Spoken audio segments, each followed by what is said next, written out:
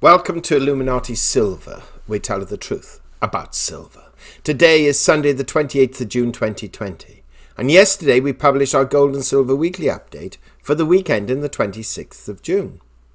Now in that update we pointed out that a considerable amount of economic data was being published this coming week ahead of the holiday on Friday. That's the US holiday in anticipation of the 4th of July. We also highlighted that the rising number of coronavirus cases would quite likely have an effect on markets. What we did not go into in any great depth was the bond market or our view on the equity markets these coming weeks. And we thought we would perhaps cover those in a little more detail today, especially as they are potential impacts on gold and silver prices in the short term. Now, there are two issues we need to be aware of. The first, bonds to date have grown in demand this year, primarily because of even lower interest rate expectations as central banks create ever more stimulus. And two, equities have recently resurged, but as we pointed out over a week or 2 weeks ago, perhaps they have reached their new zenith short term, and we should not be surprised to see a downturn from current levels, which perhaps started on Friday. We shall therefore cover two articles, one from Bloomberg and the other from MarketWatch, highlighting these two factors. We will cover them back to back. So let's take a look at them. Bloomberg Article, dated June 28, 2020. Headline: Treasury's best run since 1995 shows traders girding for worst. The world's biggest bond market is holding firm in its conviction that the revival of the American economy from the devastation of the pandemic will be slow and fragmented. Benchmark 10-year Treasury yields at 0.64% are barely changed from the end of March. Investors have pounced on any sell-off as a buying opportunity, keeping yields in check after they slid 125 basis points in the first quarter. The result is that treasuries are up about 9% in 2020, on pace for the best first half performance in the Bloomberg Barclays US Treasury Index since 1995. The grim outlook among debt investors has mostly contrasted with the view in stocks. Shares roared back this quarter on expectations for a rebound in business activity, before fading last week amid surging infections and moves in some states to curtail reopenings. The upshot is that treasuries will probably remain the haven of choice to hedge against the risk of another drop-off in economic growth, which may trigger further central bank monetary accommodation. If we continue to see some of the states needing to halt their phases of opening or even reverse them, then you could see lower yields in the coming weeks, said Jason Ware, head of trading at brokerage 280 Cap Markets. Given where the 10-year yield is, it feels like maybe on the Treasury side that people are poised for that potential. This week's economic data highlight, June payrolls, is expected to show a second straight sharp rebound in hiring. Employers are forecast to have added 3 million workers following a gain of 2.5 million in May. Still, the deep labour market damage means the jobless rate will still likely be about 12.3%, down from its April peak, but compared with 3.5% in February. The elevated level is why it may be difficult to significantly shift the prevailing narrative that the blow from the deadly virus will be long-lasting. And with traders facing a holiday-shorted US week, they may be even more focused on tracking the pace of the disease's spread as a gauge of how much risk to take on. Florida and Texas halted drinking at bars on Friday amid a burst of new cases. Federal Reserve Chairman Jerome Powell and Treasury Secretary Steven Mnuchin will testify to a House panel on Tuesday, where they may lay out their efforts to support growth. The central bank has helped cap yields by buying $80 billion worth a month of treasuries, a step it took to soothe markets after March's turmoil. The Fed Treasury holdings have climbed about $1.9 trillion this year to an unprecedented $4.2 trillion. Treasuries are set for some midweek support as the quarter ends. The surge in US shares since March is expected to lead funds to rebalance portfolios by selling equities and buying fixed income securities. Strategists at JP Morgan Chase & Co. say funds could unload as much as $170 billion worth of stocks. Much has been made about the relative performance of domestic equities versus fixed income and what that implies for rebalancing flows as the books close on quarter two. BMO capital market strategists, including Ian Lingen, wrote in a note, "This dynamic is a short-term positive for treasuries at the expense of stocks." End of article. Market Watch article dated 28th of June. Headline: 7 reasons the stock market may face a severe bout of turbulence next week and beyond. Only one is rising: coronavirus cases.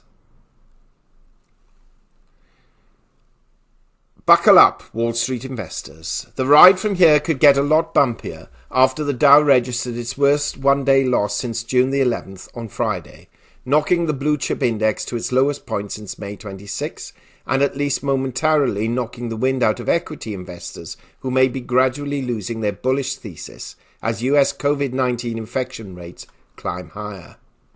Over the past week, the acceleration of the daily rate of new coronavirus cases in several American states has prompted investors to think the uptrend that has taken the Dow Jones Industrial Average and S&P 500 index roughly 35% higher from their late March lows, and the technology-laden Nasdaq Composite more than 40% from its recent 2020 nadir.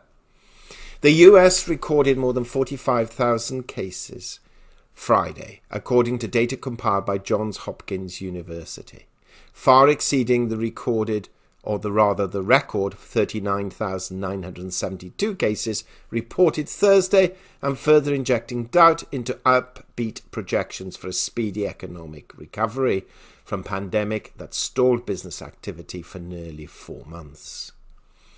The rise in new coronavirus cases on Friday prompted Texas and Florida governors to reverse some business reopening measures, after those states were among the earliest to attempt to restart economies that had been facing severe social distancing restrictions to curtail the spread of the contagion.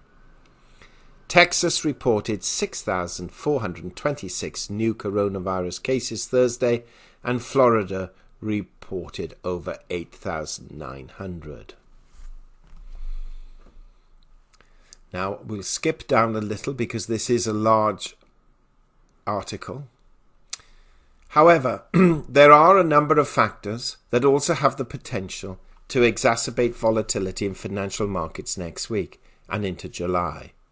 Of course, those factors include the lingering effects of the pandemic, but also a spate of issues that could create additional angst for equity investors. 1. Rising infections and hospitalizations of COVID-19 cases. 2. Economic surprises from the US Labor Department's monthly jobs report, due Thursday.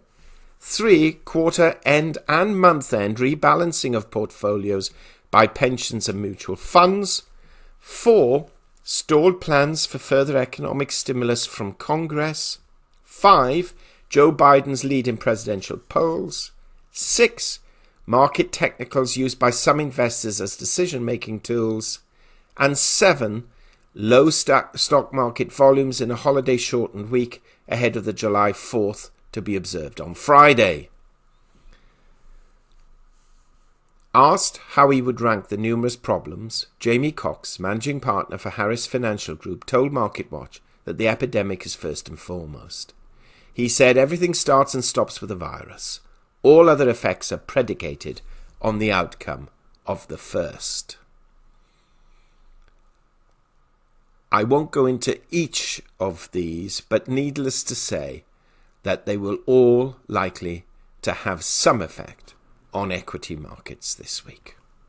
So, between them, the two authors are convinced that the equity markets are indeed in jeopardy as we enter into and run through July, and that bonds may continue to be a potential safe haven, albeit until at least their prices rise to unacceptable levels. Now, gold and silver should also benefit, but we have to bear in mind that short term, when equities fall sharply, investors tend to sell their gold positions in order to cover margin calls and equity losses. If this happens again, then view it as a good buying opportunity. And if it does not and prices continue to rise for gold and silver, then you'll no doubt be sitting on appreciating profits. Now, for those of you who perhaps doubt that the recent pickup and announcement of positive equity news may limit the amount of future financial stimulus, should take note of what has come out of the European Central Bank, and we shall read this Reuters article to you on that very subject. Let's take a look. Reuters article dated June 28th. Headline: Eurozone needs loose monetary policy until inflation goal near, says Villeroy. The European Central Bank will need to keep monetary policy loose until its inflation target is clearly in sight, European Central Bank policymaker François Villeroy de Galhau said on Sunday in an interview with German newspaper Handelsblatt. Inflation in Europe's single currency bloc is at its weakest in 4 years, standing at 0.1% in May and forecast to average 0.3% in 2020, far below the ECB's target of close to but less than 2%. We will need a very loose monetary policy until that objective is in plain sight, Villeroy said in the interview. Villeroy, who is also the governor of France's central bank, said the coronavirus crisis was increasing the deflationary risks weighing on the Eurozone's economies, mainly because demand was recovering more slowly than supply. He said it was out of the question to give in to fiscal domination and distort monetary policy so as to lighten the burden of public debt. But he said the inflation objective could be clarified during a strategic review on being symmetric, meaning an equal tolerance of undershooting the target as of overshooting it. Villeroy said the review would bring more credibility to the target. He also expressed optimism a solution would be found following a ruling by Germany's Constitutional Court over ECB bond purchases that sent shockwaves around Europe. In its May ruling, the court gave the ECB 3 months to justify bond purchases under its stimulus program or lose the Bundesbank as a participant. There is now hope that a solution to respond to Karlsruhe is close, Villeroy said, referring to the top court.